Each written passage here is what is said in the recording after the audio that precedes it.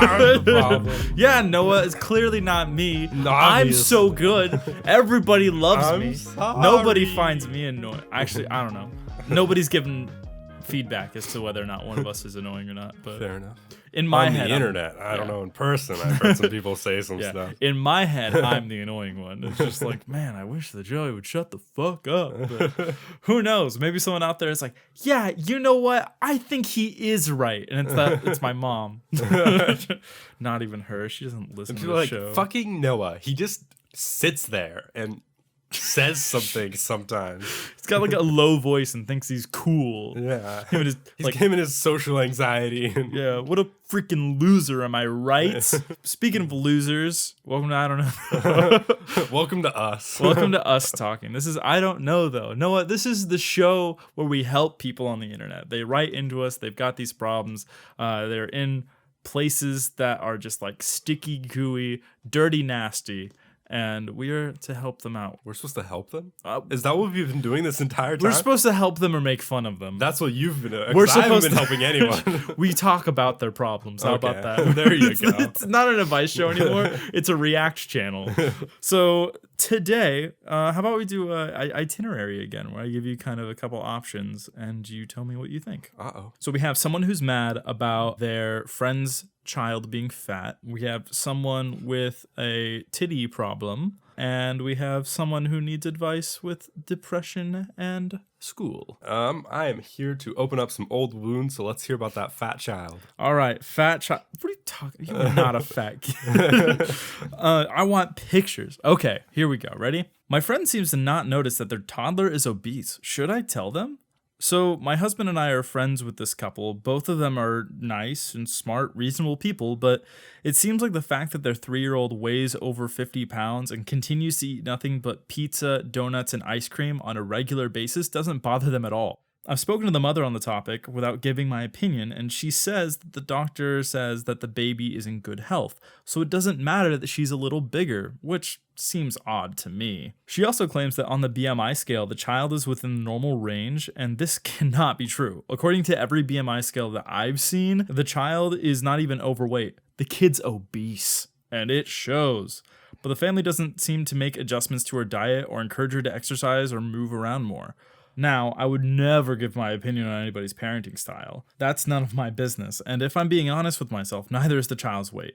But the fact that they appear to sincerely believe that there's no problem really bothers me, and maybe an outside opinion would help them realize that there's definitely an issue that needs to be addressed. I would hate to ruin the friendship by bringing this up, but isn't being honest a part of being a friend? And if I do tell them, what would be the best way to approach it? From Frankly Frustrated in Florida. So Noah, your friend has a fat kid. What do you say? She's going about it all wrong. Yeah? You need to go straight to the source. Get in that kid's face. Oh, okay. You're going to the parents. You're telling the parents, the doctors. No, the kid needs to know. Oh. Get in that 2-year-old's face and be like, you need to lose some weight, fatty. Listen, bud, you're ugly. I You're get it. Fat? Chicken nuggets, amazing. I am with you on that train. But chicken nuggets need to come aside with like some grilled chicken every now and then. You know, Okay. some green beans, some asparagus. Oh, you're saying go get that Chick-fil-A shit, go there on I was going to say on a Sunday. You can't go there on a Sunday. You go to that Chick-fil-A, drive on through that drive-through, and it's like, hey, instead of the chicken nuggies this time, give me those grilled chicken nuggies. And they're like, oh, shit, son. And then so you drive through and they're like, would you like some Chick-fil-A sauce on that? And you're like, I want some Chick-fil-A sauce. I'm going to order the bucket. You can buy a bucket of it. You can buy I call it a bucket. It's like a little... My jaw dropped. A bucket of Chick-fil-A sauce? Yeah, it's like a little when you buy like the Country Crock, but like the small ones, not like the big ones, you can get like one of those small ones of just the Chick-fil-A sauce. Okay. It's like $2.80 or something. It's just like go get it now, because I don't stand by like the Chick-fil-A hating on the LGBTQ plus community, but that chicky sauce, I'm about it, and it might be worth it. Yeah, I have some friends who are gay, and they're just like, I don't agree with what they're doing, but that's some really good chicken. And I'm like, I don't know, that chick sauce. Yeah, though. they got some money with them, but like they're not really stopping anything. Yeah. We can get married now. Like, what are they gonna do? Like they're like Really, they just sit there and be salty about it. I guess. They're just like, I'm mad that you're gay. It's like, who cares? And I'm over here like, I love that your chicken's good.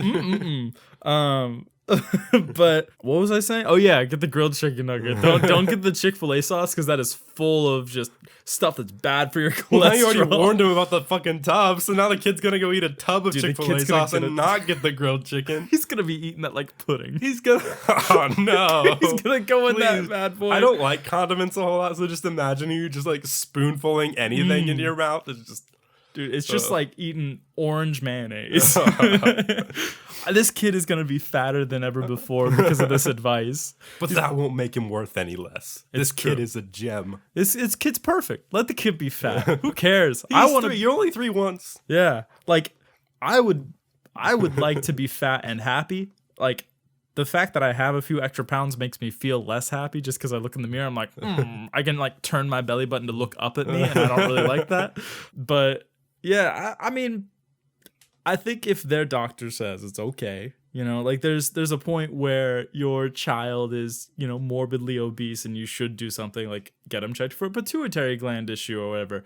But kids have baby weight. Yeah. Like even up to 3 years old and stuff, like they don't really start to thin out until they start growing up, you know, like that's what all that extra baby weight's for. So I feel like that even until like high school, like middle school, you is like still like growing through like puberty and stuff. So like you can carry that weight for quite a while and then still be fine. Like once you like become your own person. It's true. I mean, your body goes through this like kind of like stretch and expand kind of phase all through like up until like high school. Cause I did the same thing. Like I was a cute ass little kid up until like, I don't even know, like 10. And then that summer I just put on like 80 pounds and then I became a fat kid because I was eating the same thing I was, but I wasn't exercising enough. And so, so then I became a fat kid and then I got to high school and I grew taller and then it stretched out a little bit, but I was still a fat kid. I mean, in my eyes, I was still a fat kid. I was never like big, but you know, I was overweight, you know. I think that some of the BMI stuff is a little bit too much. Like it says that someone who's like 6 foot should be like 175 or something like that. I think that's right because I looked up my like measurements because I was curious. Yeah, when I was a kid, when I like hit these like growth spurts of like 8 inches like every like semester or school year or something, it was a lot. It was insane. And I was like, you're underweight. And I'm like, I don't work out a whole lot and I eat constantly. Like it's not my fault if I'm underweight. Like, yeah. I'm just growing really fast. Yeah, I feel like you hear about that a lot when you're a kid. Like we all know some kid who's just like underweight, you know? Like it was you, or there was a couple other people in our class who was just like, yeah, just shove apricots down their throat. Just like shovel it in. I remember there was one kid, we weren't allowed to like trade food with him at lunch because he would just give away all his food. And then they're like, no, he has to eat all of it. Yeah, he's underweight already, guys. And he's like, just let me die. Please, I'm a frail human being. But what I want to know is what's wrong with this lady's life or man. I don't know. Did I just assume their gender? Yeah, it just says husband, so it could be either. Okay, but I just... What's up with this person's life that they are super judgmental about this kid's weight? Like, what are you doing when you see this kid walk by and you're just like giving them a side eye, like, you're looking pretty large. Yeah, like this baby's out on the lawn, like playing with its little like lawn toys. It's got like its little like popper lawnmower. And you're across the street with the blinds open and you're just like peering through, just staring at this child. That fat fuck. Seething just a little bit. That little baby, I'm gonna fucking tear that head right off. If he doesn't eat a salad tomorrow, I'm gonna murder him. That Michelin man looking motherfucker, I swear to God. I mean, all I can think of is that they must have also been like a fat kid or something like that, and then like really struggled with body image throughout their life. And so to see this child being happy and fat, they're like, no way. There's not a chance in hell I'm gonna let that happen. Don't worry, this kid will be plenty sad when it gets to high school. Yeah, like, just let it have its whether time. It's overweight or not. Like, don't worry, it won't be happy forever. And really, like, genetics decides a lot of that anyways. Yeah. Like, the more we look into it, I feel like, and I don't have any studies behind this. This isn't Noah Asked. But I feel like I've read something where they were talking about what you eat when you're a kid and whether or not that determines your weight when you're older. And some of it's yes, but a lot of it's just like, oh yeah, genetically, your body just kind of balances out to what it's supposed to be. I think we saw something unknown or asked, or maybe I saw it some other time, but it was like when you're really young, you're still like making new cells. So if your body thinks it needs more fat cells, then it'll make them. Yeah. But like that's only up to like age like 3 or something. Gotcha. And then so if you're really fat then you're more likely to like gain weight later because you have more fat cells. But otherwise you have the same number of cells and then you're equally as likely no matter what to gain or lose weight. So there you go. They're fine. Science. You heard it here first. Noah, the scientist. He said Noah, the evolutionary. No, wait, that's not right. Noah, the child science pediatrician. There it is.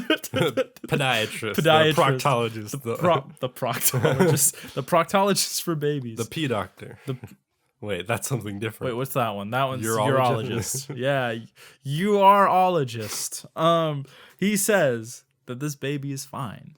And I think that's fair. I think you let these people be and let them parent their kid how they want to parent their kid. I mean, I don't know. You're right. It's not your place. It's none of my business. You said it yourself. Yeah. It's not your business. Take your own advice, people. You don't need this show. That's the one piece of advice I'm going to tell you. Take your own advice. We all know what we need to do. It's like that thing where giving people options between where you want to eat. And you're just like, all right, so we could go to like Taco Bell or we could go to like China House. And they're like, oh, well, I want to go to China House. But you like really want a Taco Bell? You're like, yeah, it's like, you know what you wanted. Like, why'd you give him the option? You just didn't want to seem selfish. So now here you are. You're just like, man, I want to say something, but I know I shouldn't say something. So I'll just ask for someone random, like to get like the one thing I'm looking for. Yeah. I want someone to tell me that I should tell them. I want some confirmation bias. I want some groupthink right now. Exactly. I want 2 guys on the internet with a show that is unwarranted that nobody asked for. I want them to look up my question and answer it and tell me something that I'm not going to listen to. Because even if they did listen to it, what they're looking for is us to be like, yeah, go tell them. But we're telling them no. And they're going to be like, oh, well, they don't know. Who are they? Yeah. They're not certified doctors, but little do they know. Little do they know. I printed out a piece of paper that said Noah's a urologist. But yeah, we know your advice. Go away. Okay, next up. Oh, I didn't even give you this option. Oh. I'm ugly, but I have a Tinder date. My ex-girlfriend cheated on me a bunch, and she quit having sex with me. And people talk about how weird my body is shaped a lot. But I have a Tinder date tomorrow, and I can't decide what the right thing to do is. She's really pretty, but I can't handle another rejection right now. She just seems interested, and I don't know if it's irresponsible to go or not. I could really use some help. From Sadly Single in Salina. Fair enough. So she has a date. Yeah, she or he. There's not okay, so they have a date, and they're afraid that it might not go well, and they can't handle that. Yeah. So what they've done is the hard part already. Right? They got them interested. Yeah, they got a match on Tinder. Yes. They talked to them on Tinder. They set up a date on Tinder. That's like 85% of the work. I think so as well. That's so hard. I remember being on Tinder. I could be on there for like a month and get nothing sometimes. I'm just like, what is going on? Am I gross? Am I hideous? I'm like changing my pictures daily. I'm updating it like an Instagram. I'm posting daily thoughts. It's now my blog. I'm just on there trying my hardest to be attractive to someone. Anyone, please God, 18 to 55, between 0 and 150 miles. Come on, somebody give me, I'm getting Tinder Gold. I'm getting Tinder Passport. I'm swiping in Iran. I'm swiping in Afghanistan. I'm swiping in China. Nobody's matching me. I don't understand. Maybe it's because I don't speak the language, but you know, I don't know. But this person has done all of that work already. And they got the date. They got the date. Do they go? I mean, if you don't go, at least tell them. Just don't show up. That's just a little advice separately that you didn't ask for. So you call the place, you get the reservation, and then you just no call, no show. Yeah. They show up, they're like, yeah, party for ghosts or whatever, and then they're just like, oh, okay, yeah, right this way. And then they sit down, and then they have a bottle of wine, and they have a second bottle of wine, and then a third bottle of wine. Oh no. And then someone else comes and sits with them because they're a sad, lonely person. Hey, good for them. Everyone's a good person. What a hero. Yeah, I know, right? Would you go sit with a random person if they like looked alone at a bar or a restaurant? I don't know. Like, I feel like I would.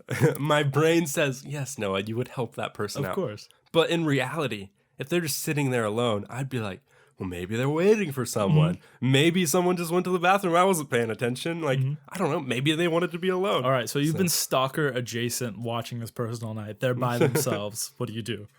I mean, like I said, I would like to say that I would. I don't know if that's true or not. But do you think that having some bevs in you would like make you more likely to do such a thing? Yeah, and if I went up there, I don't know. I feel like I would just go up and open wounds. I'd be like, hey, why are you here alone? Instantly. The best comeback, Right. or best pickup line. Absolutely, Noah. Hey, Noah, the pickup you artist. look sad, and it shows from across the room. Hey man, like there's a party going on over there. I don't know if you're aware, but there's like this bubble of negative energy around you. I just wanted to come pop this. Oh, goodness. I should try that sometime. That's a great pickup line. I should do that. Can you just like get out of my space? Because you're really killing my vibe. killing my vibe, dude. Either change your vibe or get with the times. Yeah, I mean, I've done that before where I've talked to someone random at a party or a bar, just been like, hey, how's it going? It's never like really gone anywhere. I've never picked someone up from a party or a bar before. For sure. That I want that to change in the next 5 years. In the next 5 years, I gotta pick up someone. I gotta pick up someone from a bar, even if it's just a friend.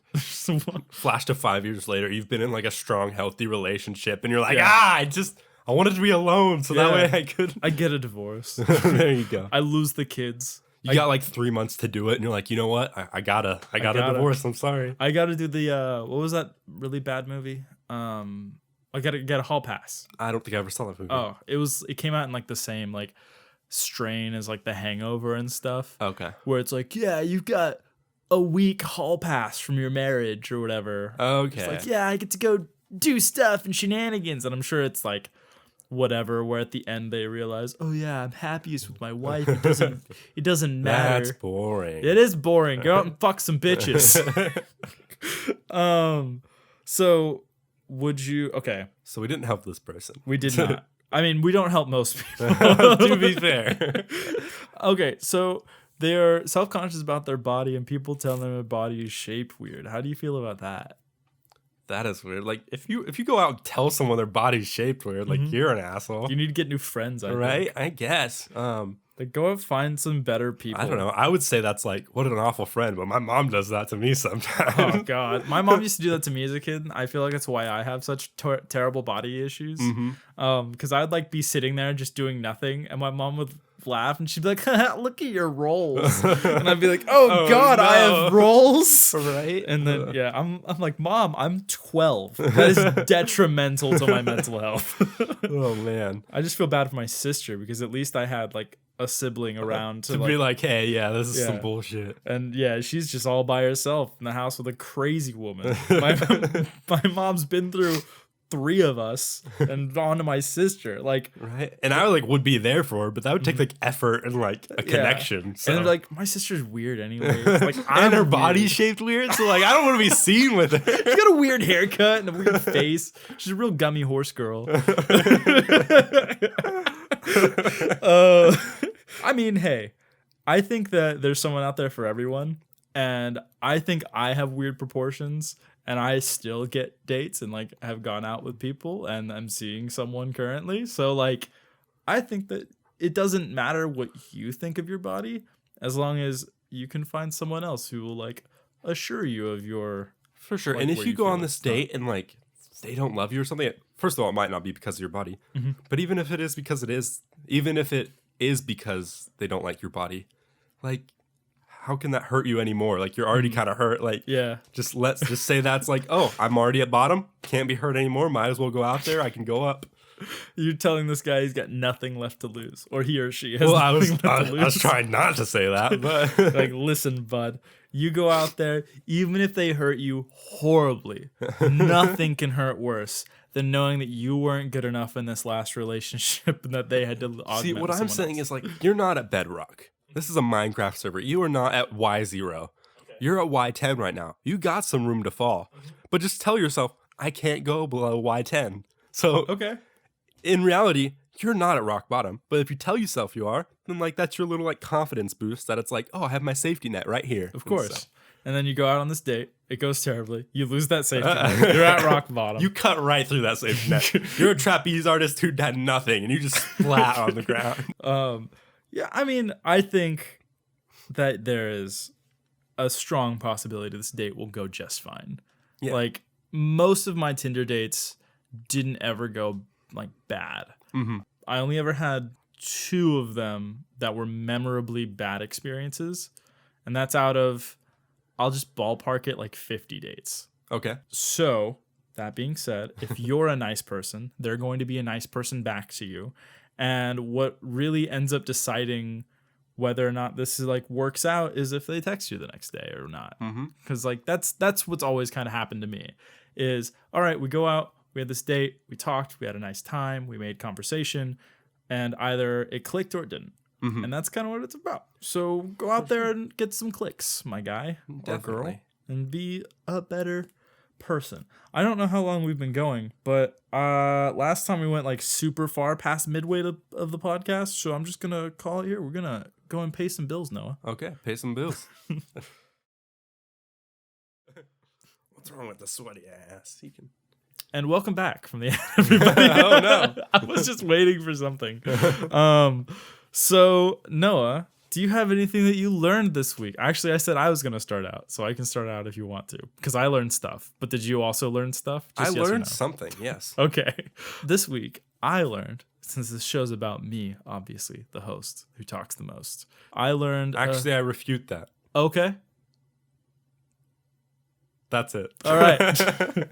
Cool. That was a really short pause for you guys, but just know that was like 5 minutes of Noah and I staring dead in the eyes. We've never made eye contact before, and it really killed us both. It was really... we'll see you guys next week. Let me go cry tonight. Yeah. So I learned the value of a quiet workspace, like out of your comfort zone, kind of.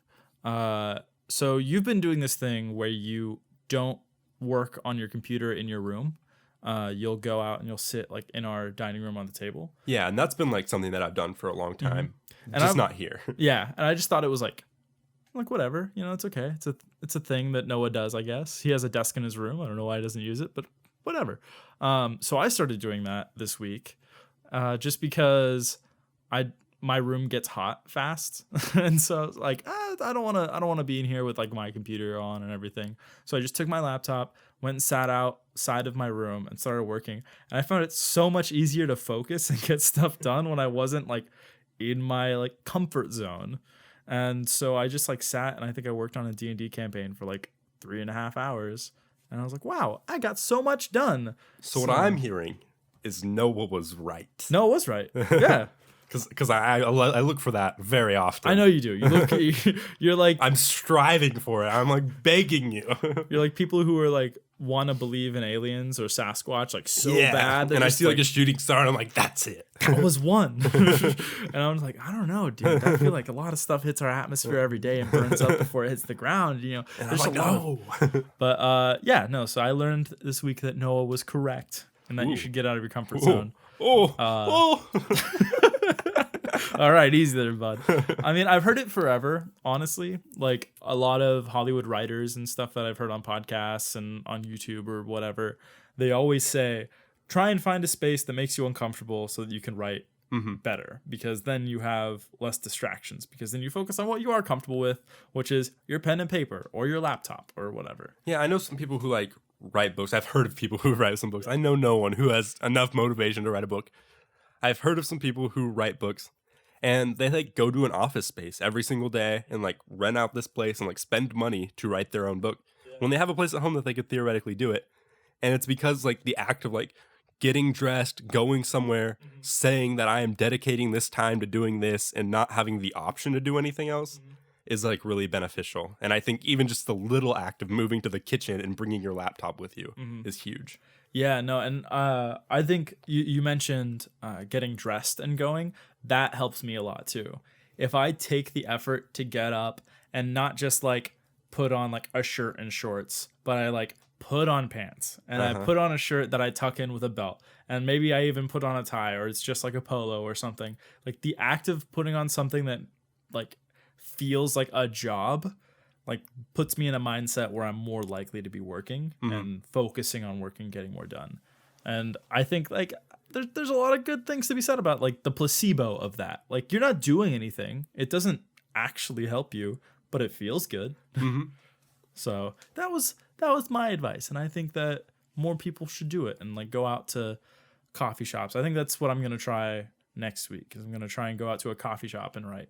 It's a little hard to do that with D&D campaigns because I've got like 2 books, a binder, a bunch of 3x5 note cards. You know how it is. Yeah, right. but I mean, like, you can find a table and just absorb it into your space. Take it. Man spread. Just not with your legs, with all of your stuff. All of my stuff. I'll go to the public library and just take up an entire table and people like try and sit down. I'll just like, no, don't touch that. That's there for a reason. They're like, well, they're like, sir, we're going to need you to leave. I'm like, whoa.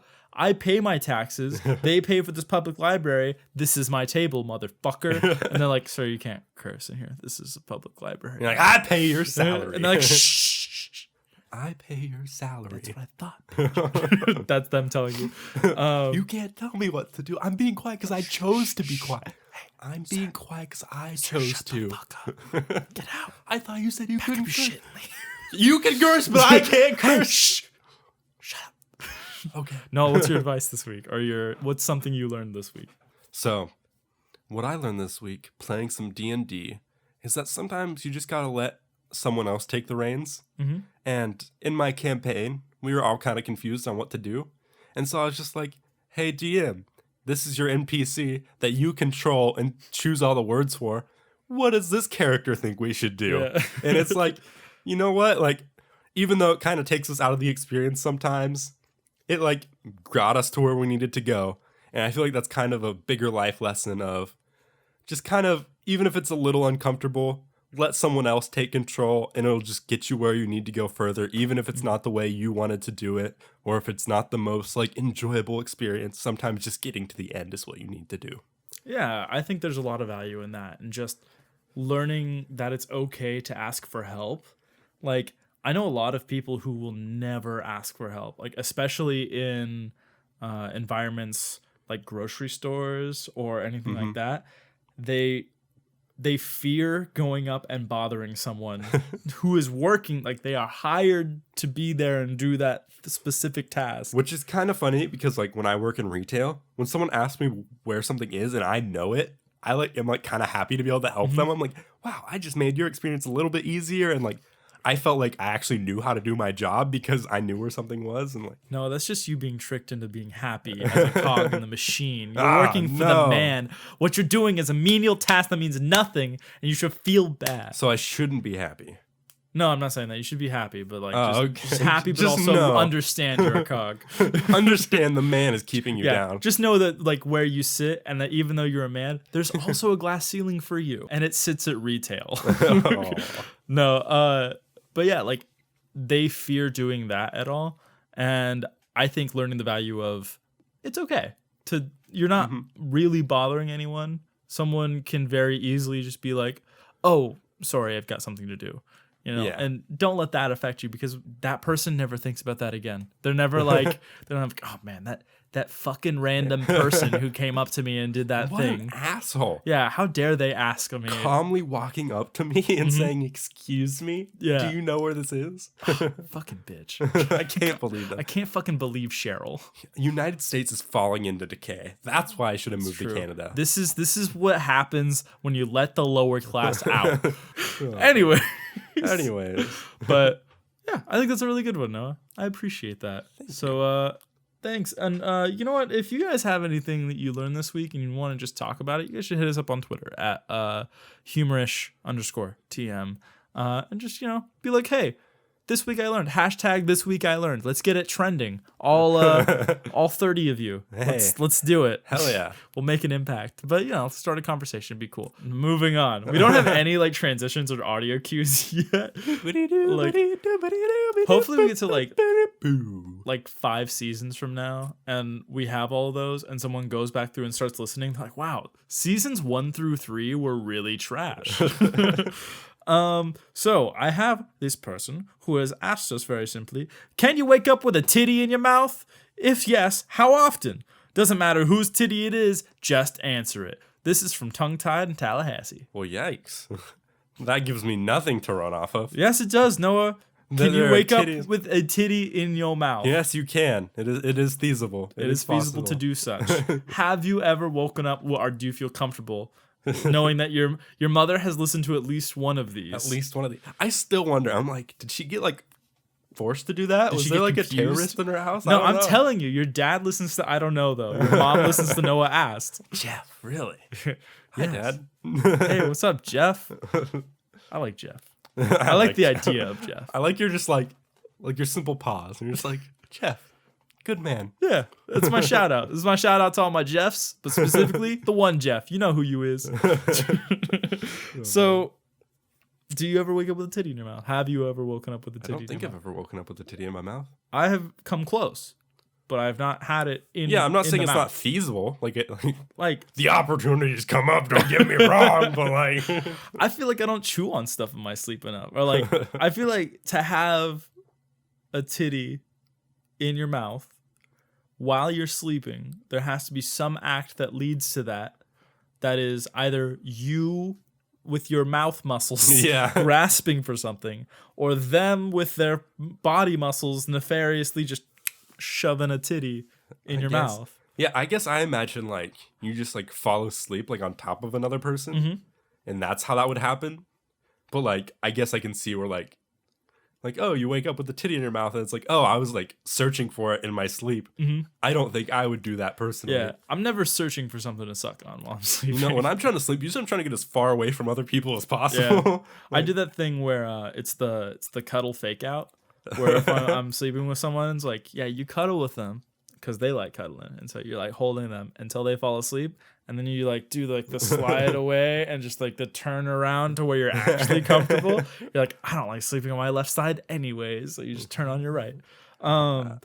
But yeah, I mean, I've fallen asleep on someone's chest, but I've never woken up with anything in my mouth that's not supposed to be there.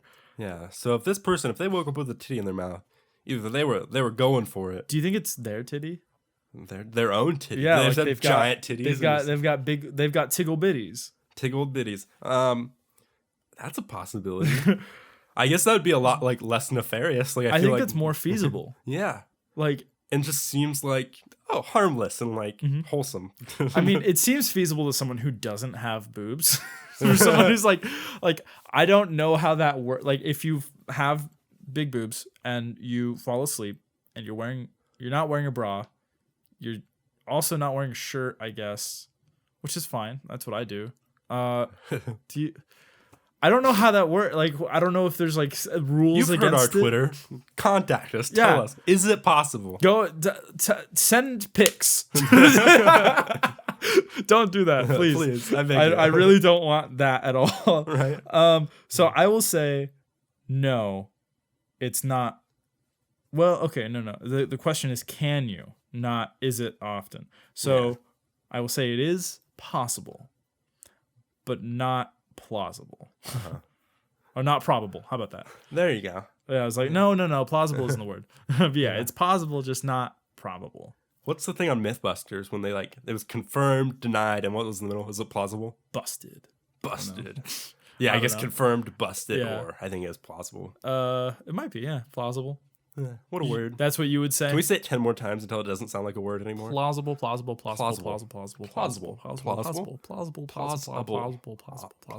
It's gone. I have no idea what that word is. Is it real?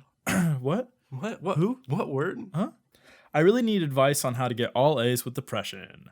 I'm taking 3 APs. I'm part of cross country, debate, and I participate in the regional science fair.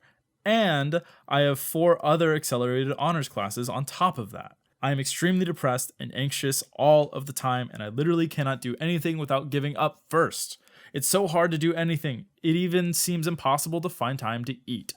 I really need advice on how to better cope with this because this is driving me insane. I absolutely hate not being productive. It feels like the world is crashing down around me.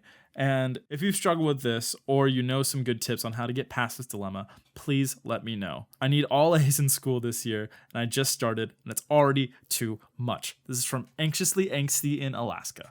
Well, shit. Noah, you need sorry. all A's. You're depressed. You're anxious.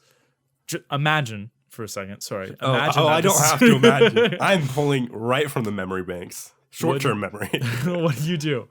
How do you do it? I can't make fun of this person, first of all. Yeah. Like, man, this is real. This is a problem that I think a lot of people face. Yeah. And it's tough. Well, first of all, you got to ask yourself, why do you need all A's this semester? Like, let's say it's kind of important. Yeah, it seems like they might be going for like scholarship stuff. Yeah. Because like they're in AP classes and such. That's true. Because sometimes you put stress on yourself that you don't need to. It's true. And so you do want to make sure that it is pushing you towards the goal that you need to, or otherwise it's unneeded stress. Exactly. You know, I can guarantee one of those things doesn't make you happy. Your cross country or your debate or whatever the other things were. Mm-hmm. One of your hobbies you're probably just doing just to do something. Maybe cut that out and take some time for yourself to do something that you really want to do. Or just literally take some time for yourself. Like, you don't have to like fill it with something. Sometimes you can just have some empty space. And that can be huge. And like, because I realize if I'm not doing enough, I can get really like sad and depressed. But if I'm doing too much, I can also get overexerted and depressed. So it's about finding that like healthy medium. So if you're dead set on getting the A's, then maybe you should reconsider some of your extracurriculars. Yeah, I think like just for instance, like this regional science fair, that doesn't sound like something that's required of you. It sounds like something you do maybe because you want to do it, which is great because I think those things are important for morale. You know, doing something that even though it's more work, it makes you happy. That's good. But I think really just see if, well, okay, it makes me happy, but having to worry about all the stress that comes with it isn't worth it. Yeah, and maybe that's something where in the science fair, it's something that, oh, I don't need this, but like it might give me a leg up. And it's like, you don't always need a leg up. Yeah. And like, you're maybe going to put this on a college resume. It's not going to go on a job resume. It's probably not going to like get you a scholarship unless you like progress super far. So if you're really not like super into it and planning on winning and like loving what you're doing, then, you know, just pros and cons, weigh out your options. And just coming from a film student where most of my class like grades don't matter, learning the value of not giving a fuck is pretty important because I have some classes where all I needed was pass. I didn't need anything. My GPA's gonna be pretty much fine, whatever. All I need to do is pass. I don't want to stress about this because I have other things that like need my time. I have classes that require me to take 8 hours outside of class just to do one project or like, you know, so on and so forth. And that really piles up. So I'm not going to take extra time to try for this class that one doesn't have anything to do with my degree. Two doesn't really affect my GPA all that much. Even if I like don't try, I'm still going to get like a B. I mean, and that sounds like a humble brag, me being like, oh, look at me, I'm so smart, I get a B without trying. But like you know, and from someone who's been taking like these AP classes and like I need all A's, and they hear someone like you saying like, oh, I don't even try and I get like a B or a C, that's fine. That kind of sounds like slacker mentality. But it's just someone who's realized like where the priorities lie. And sometimes you just got to know yourself and say, hey, I'm doing this because someone else wants me to. I'm doing this because it seems like the right thing. But you really got to like take some time to look at yourself, look in the mirror and say, hey, this is what my goals are. This is what I need to do to achieve them. Yeah, and I think you're probably on the right track already. Seeing as you have so much down already, I would assume that you've already done this part of the advice I'm about to give, which is stay organized.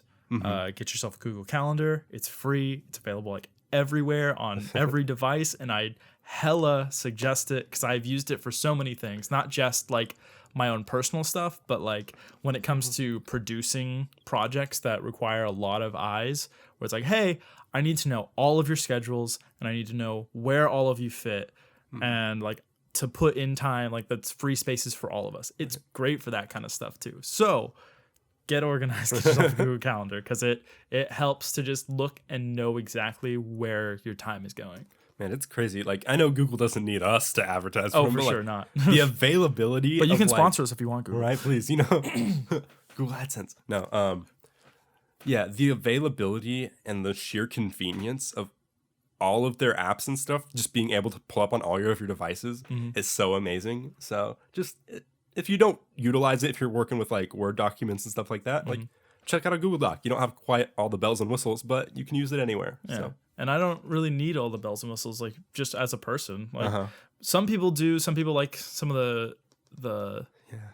Wait, what do people like about Word? I don't know. You have more fonts initially downloaded, like, but you can download more later. You know what I really want? More fonts. I really for this master's thesis paper, my what's that called? For my final dissertation, I'm gonna use a beautiful serif font that you can only find on 101squirrelfont.com.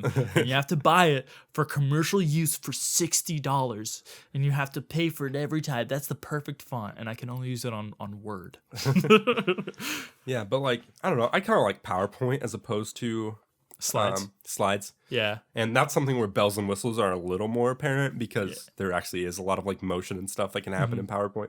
But definitely for Word, you're typing down words. Like you're writing a paper usually. I love working on papers with people with Google Docs. It makes group projects super easy because you can even go in and see this is just an ad for right? But yeah, you can go into the history and see what people have edited and done. And that's great for me because then I can go to the professor and be like, hey, look, this is what I wrote. This is what they wrote. And it's like, most of the essay versus the closing statement. When you're in Google Docs, you can see the other person's line and like you can see them type in real time.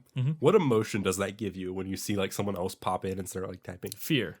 Good. Okay. I just want to make sure I wasn't alone. It's immediate, just like, oh God. Oh, what are they doing? They're watching me. They're doing stuff. Well, that's another thing. Like, is it better that they type or better that they don't type and they just follow along with their cursor with what you're doing? Because I feel like it's just silent judgment is all I get from that, and I'm like, say something, do anything.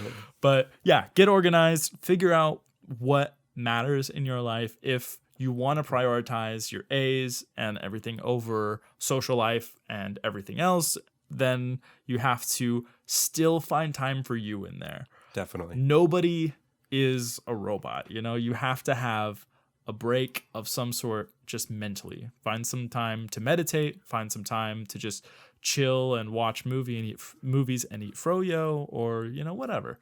But staying organized is probably the number one key, and that's not going to help with your depression entirely. No. But I love think yourself. I think that loving yourself and finding time to take care of you is definitely going to help.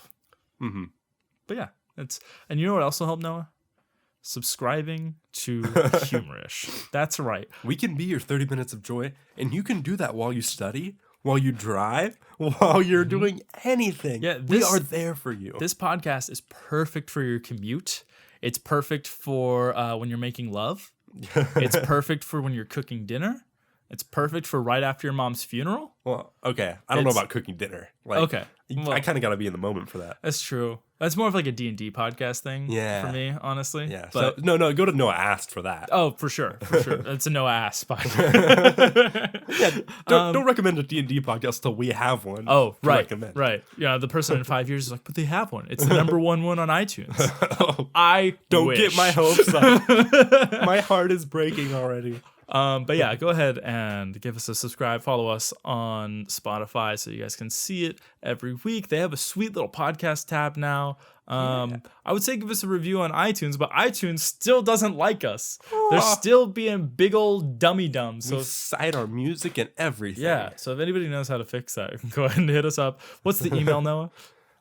Humorish.tm@gmail.com. Woo! Nice. Now, we'll see you guys next week. Have fun listening to my smooth, deep voice say exactly what we said again.